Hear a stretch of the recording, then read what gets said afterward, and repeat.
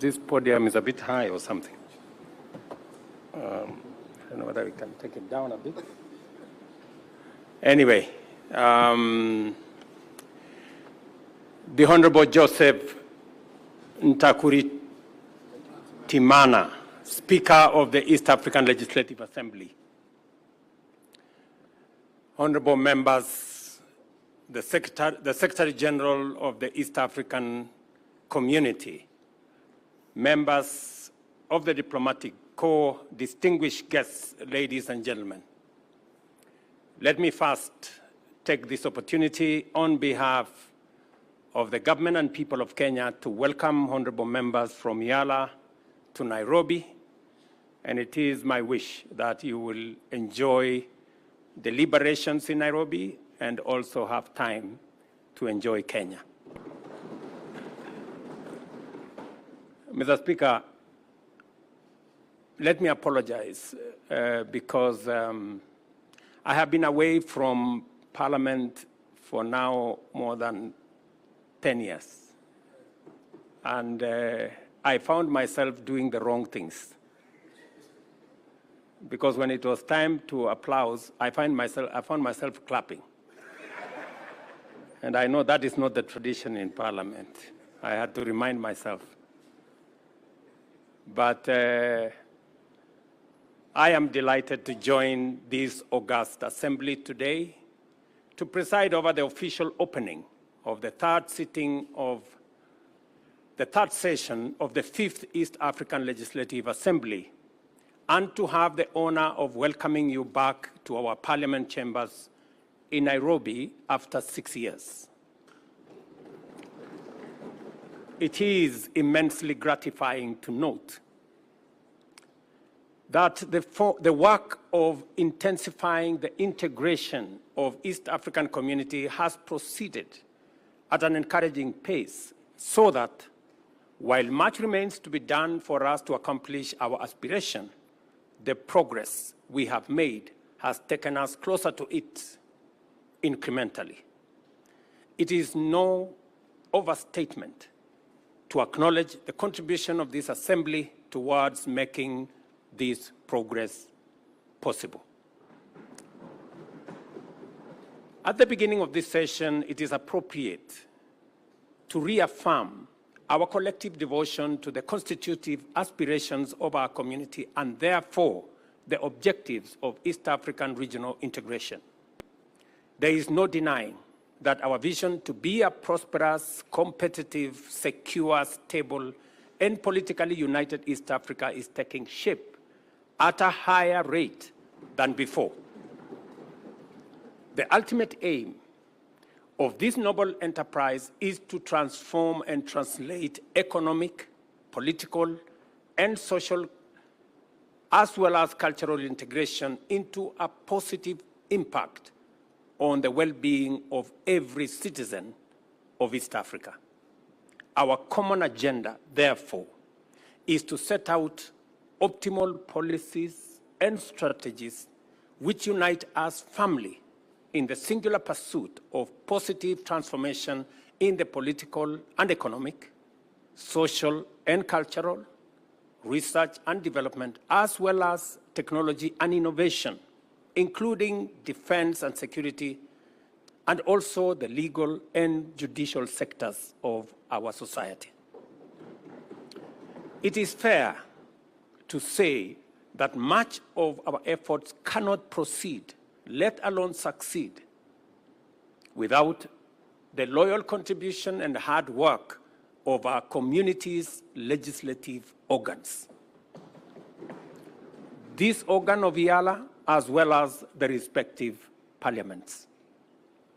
This assembly accentuates the direct linkage between common regional and specific intra-member state policies by performing the vital and simultaneous functions of embedding regional integration agenda at the heart of domestic policymaking, while also ensuring that the EAC represents, articulates, and projects the interests of member states as well as the entire collectivity of our community. Our people's journey to a prosperous, competitive, secure, stable, and politically united East Africa entails the implementation of policies and establishment of institutions under the four well-known pillars of our integration, namely a customs union, a common market, monetary union, and a political federation.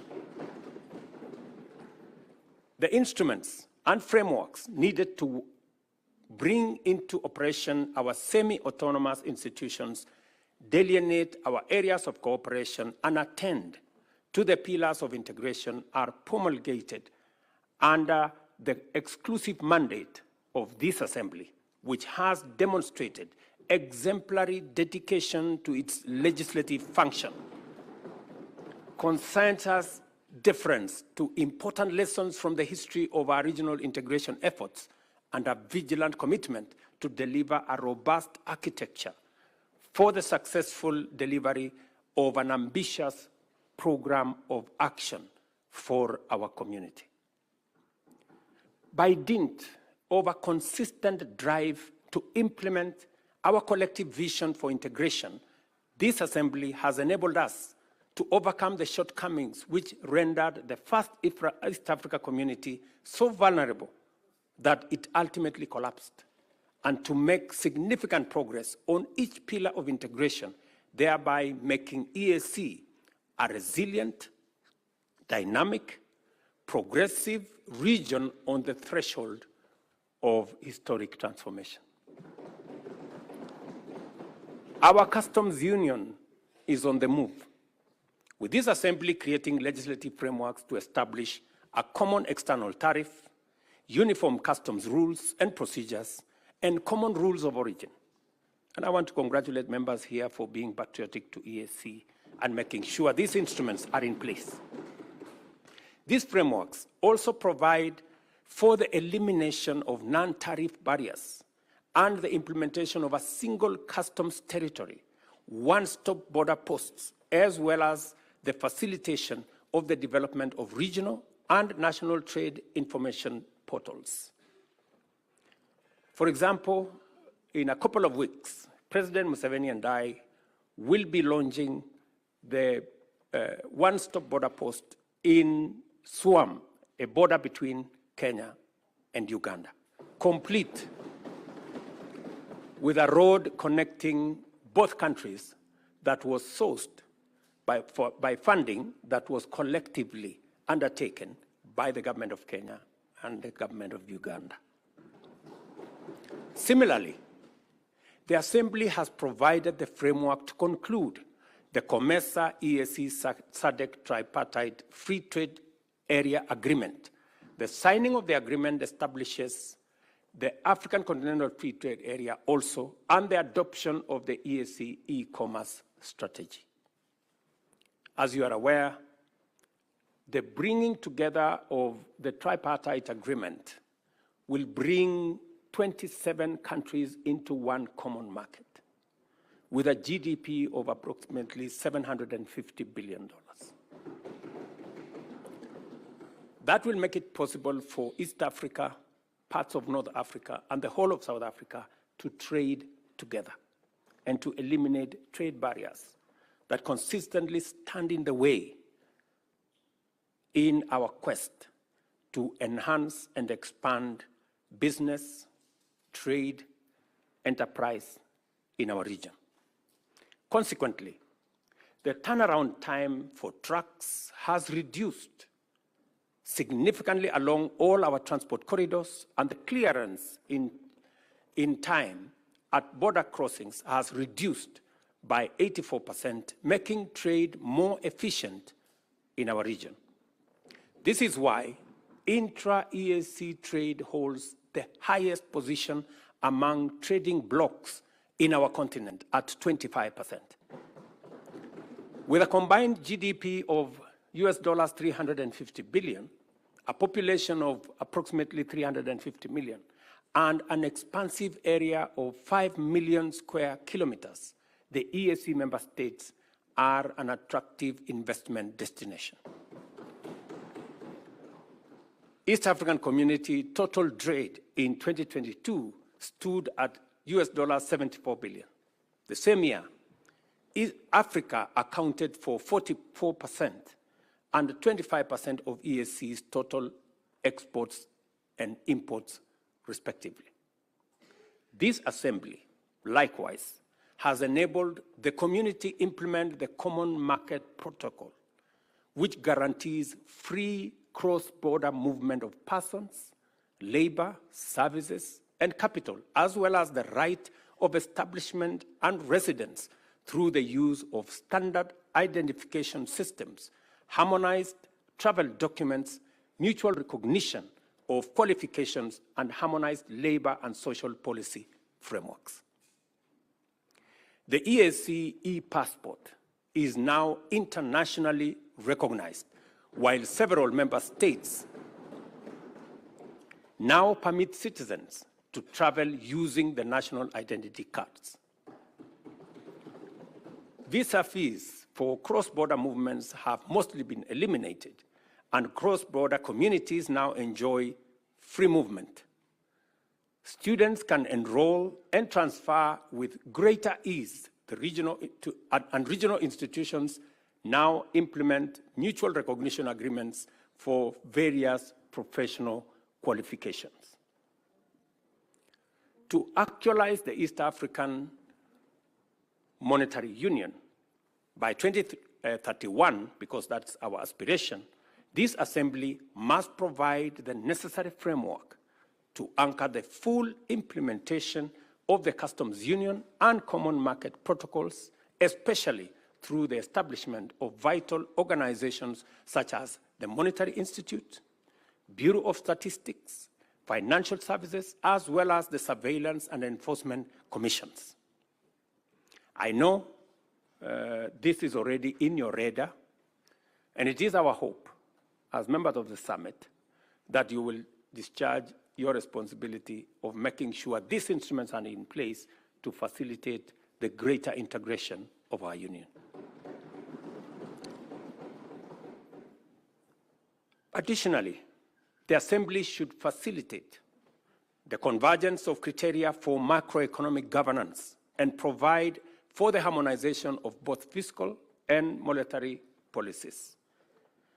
The fourth pillar of East African integration, the political federation, depends on effective cooperation in the fields of political affairs, regional peace and security, as well as defense cooperation. The transitional model for our federation is already in place in the form of the East African Political Confederation, under which we have been able to deploy the East African Community Regional Force, for example, to restore peace and security in Eastern DRC, while other achievements under the transitional model include the Chief Justice's Forum to strengthen the rule of law, enhance access to justice, and facilitate the evolution of a distinct East African jurisprudence. Similarly, the other platforms have been established to enable progressive engagement between national institutions through the exchange of information, skills, and capacity, and developing common regional standards in such diverse fields as good governance, election management, and human rights institutions, and institutions that govern anti-corruption. We now have in place protocols on defense, as well as peace and security, together with the EAC Mutual Defense Pact, the EAC Early Warning Mechanism, Protocol on Combating Illegal Drug Trafficking, and EAC Interreligious Council, and a framework for conducting public participation on the establishment of the political federation, which has already been concluded in Kenya, in Uganda, and in Burundi.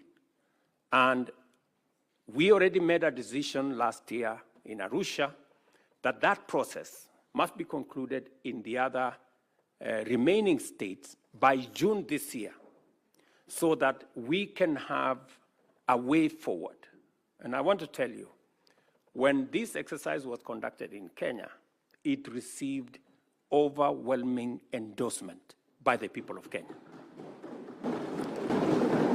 It received similar endorsement in Burundi and in Uganda. I want to urge members of parliament who are here from our sister states of Tanzania, Rwanda, DRC, and South Sudan to assist the EAC Secretariat and the team that is mandated to carry out this exercise, that this exercise be concluded as we have asked from the Summit of the Heads of State by June, so that we can begin to make steps in the right direction. And if there is an institution that will assist us in actualizing the aspirations of East Africans, it is this parliament. There is no doubt that as a result of the progress made in entrenching our regional integration as a social, cultural, political, and economic reality, East Africa is emerging as the beacon of unity, stability, security, and progress, and the beating heart of Pan-African integration and the engine of the Africa Continental Free Trade Area, as well as the epicenter of Africa's move to position itself as the next frontier of global investment and industrial transformation. That is why, honorable members, we have grown tremendously from 3 founding partner states to 8 countries, connecting the Indian Ocean to the Atlantic, serving 350 million citizens and forging a major market. These achievements are chiefly due to the contribution, to a great extent, by the East African Legislative Assembly. The work that this assembly does matters to us as governments and matters to the people of East Africa. We must therefore remain focused on what is at stake, committed to complete the outstanding work, and determined to do our very best at all times when called upon to serve the people of our region. Peace, stability, and security must remain our foremost concern because they are the foundations that underlie all pursuit of growth, development, and prosperity. A peaceful, stable, and secure East Africa is a competitive and prosperous East Africa. As we work and as we continue to work on such challenges to the growth of trade and investment as persistent on non-tariff barriers, distracting and costly trade disputes, conflicting tax regimes, weak enforcement, and inadequate resources, we must also take seriously the fundamental shortcomings to our agenda, that is low involvement of the private sector, even as we prepare to get and stay on top of emerging threats in the digital space as well as climate change. Now that we have adequately established that this assembly possesses what it takes to drive our vision of a prosperous, competitive, secure, stable, and politically united East Africa, I take this opportunity, honorable members, to pose a few issues to the honorable members gathered here. It is important for us to lay a strong foundation for East Africa to make a transformative contribution to Pan-African integration and the emergence of the Africa Continental Free Trade Area as the next hub of global investment, trade, and industry. In order to do this, we have to complete the implementation of all the pillars of EAC integration urgently and equally critically align our integration agenda with a broader African transformational paradigm under the Africa we want. Secondly, we must provide a strong framework for achieving rapid leapfrogging and the development of sustainable competitive advantage in emerging high-tech fields, such as the digital economy in general, and artificial intelligence, automation, robotics, and machine learning, in order to stay ahead of both threats and opportunities that will continue to unfold in a rapidly digitizing global economy.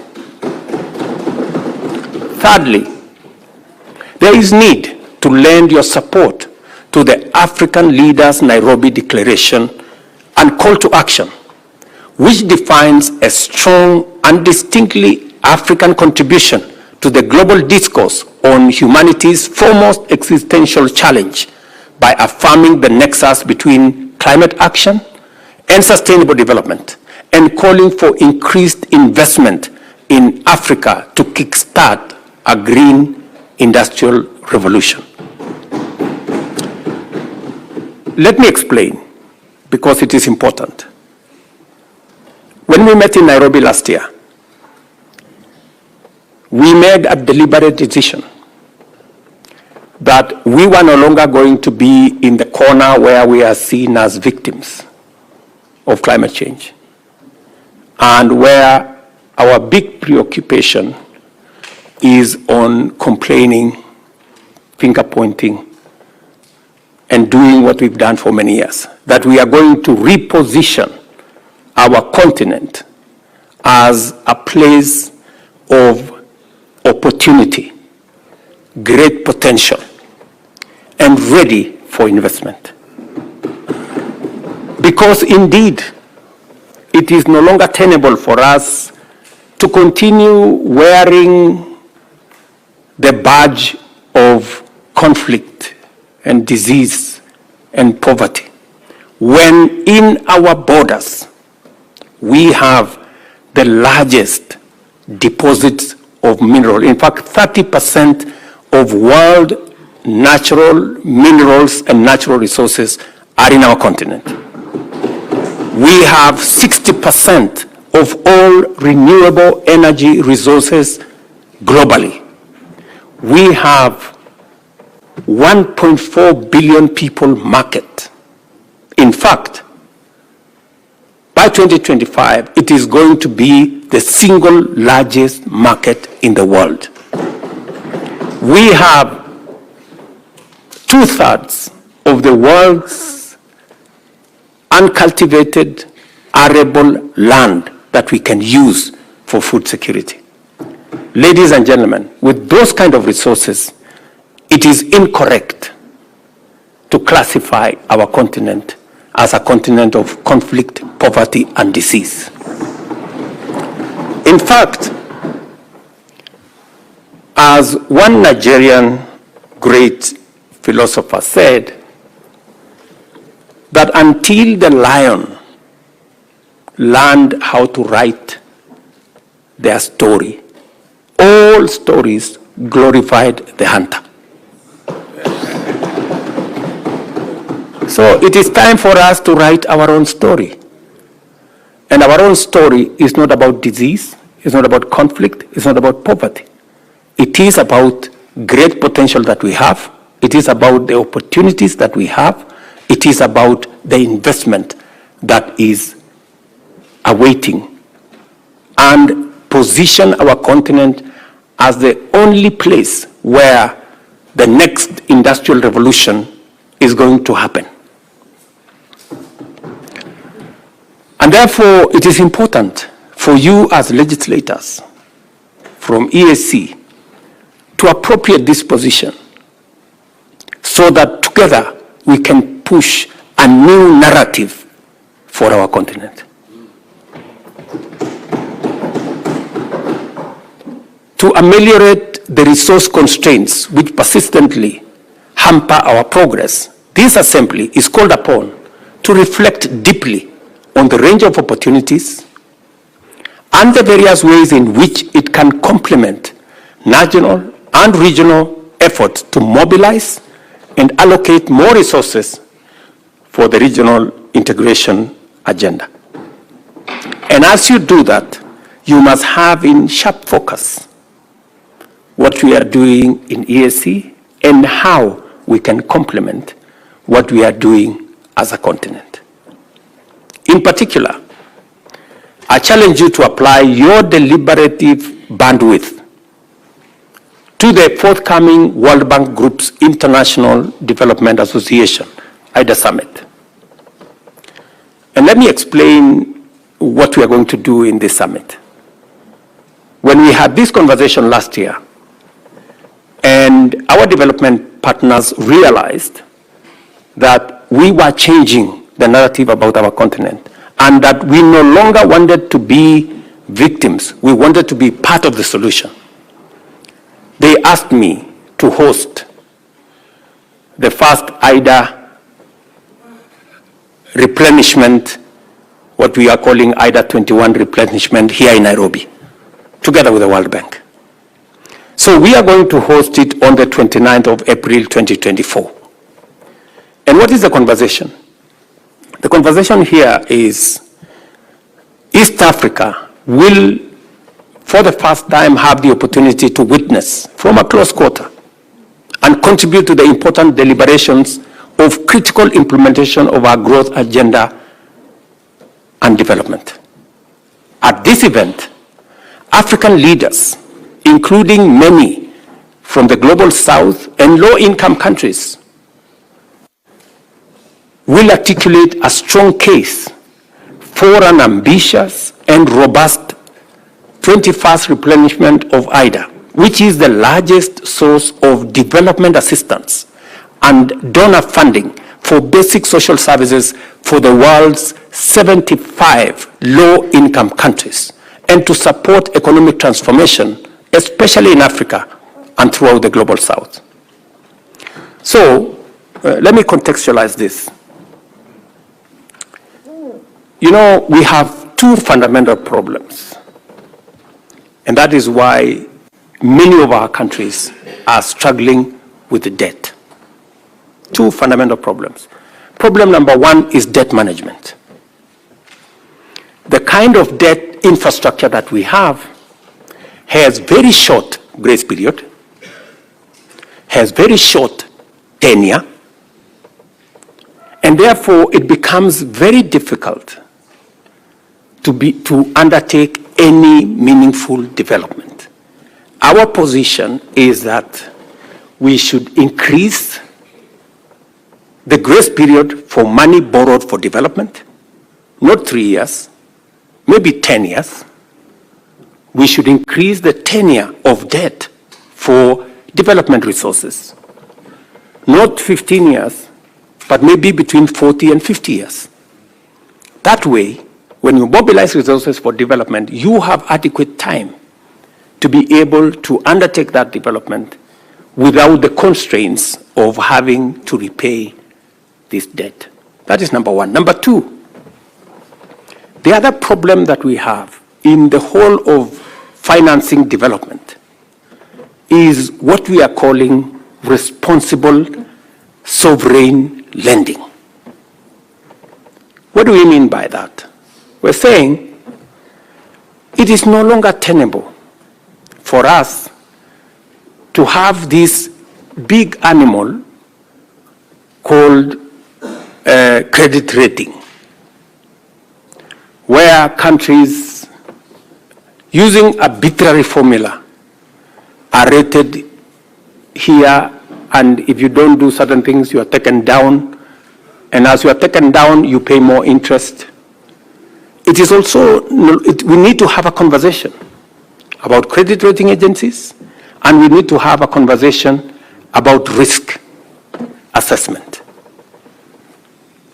Because there is perceived risk that becomes larger than real risk. And that perceived risk is pushed by certain quarters to make Africa uncompetitive.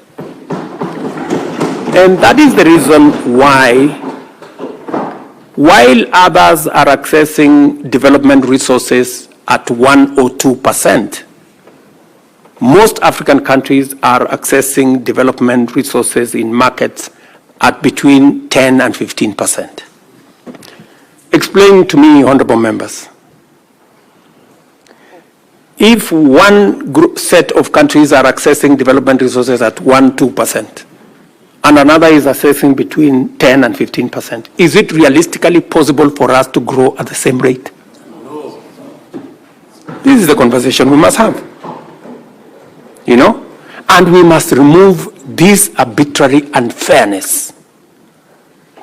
You know, this arbitrary unfairness from global financing. And that is why we are saying we must have a thorough conversation about the reform of multilateral development banks and the whole international financial architecture as a whole.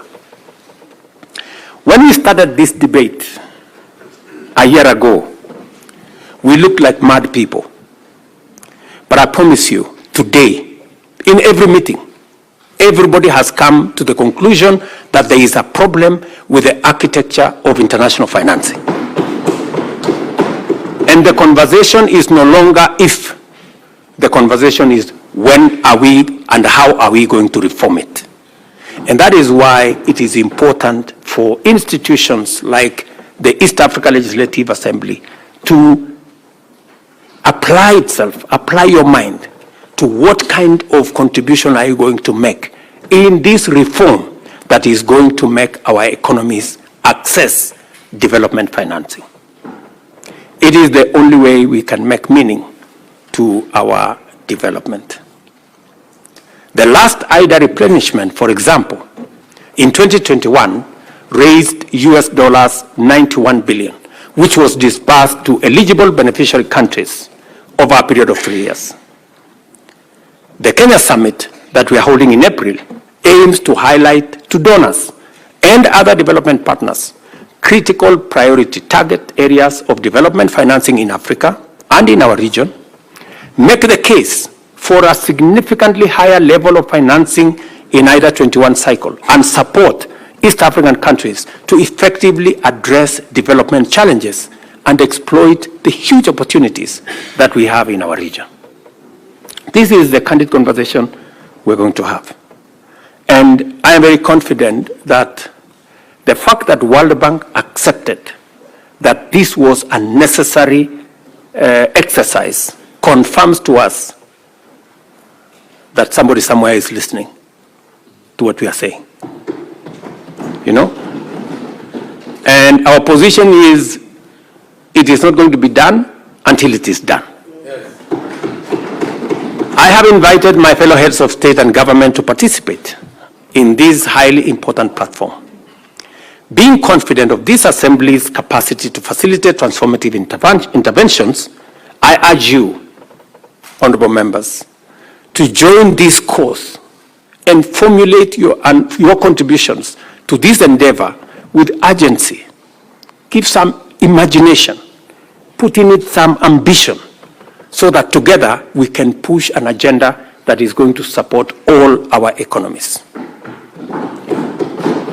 I am highly obliged to you, Honorable Speaker, for inviting me to address this Assembly. I do not take your consideration for granted, and I believe we're going to have a discourse that is going to be beneficial for all our countries. I wish you all, honorable members, productive engagements, insightful debates, and fruitful deliberations as you usher in the third session of this Assembly. Feel at home while you are in Kenya. It's called Magical Kenya, the home of all humankind. And I urge Honorable Omar Hassan, Chair of the Kenyan chapter of the Assembly, to use this session to introduce you to the warmth and hospitality of our country.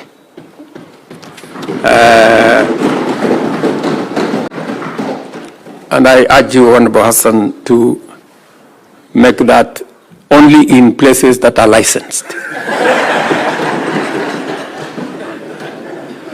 And in no other places. So, honorable members, I really wish you well while you are in Kenya. And maybe by conclusion, the Speaker did make reference to what we are doing as East Africa to give you the impression of what East Africa is doing, and therefore you must be very proud people that East Africa, in our continent, is the most progressive community. Our trade, intra-trade between East African countries is the highest in the African continent. We are providing the leadership, and therefore you occupy a very special place. And I want to urge you to continuously apply yourself to this huge responsibility.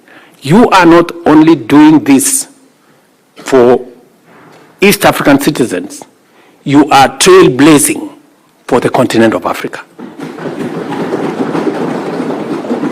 So continue with diligence, but also a pace to make sure that you help us move the continent together.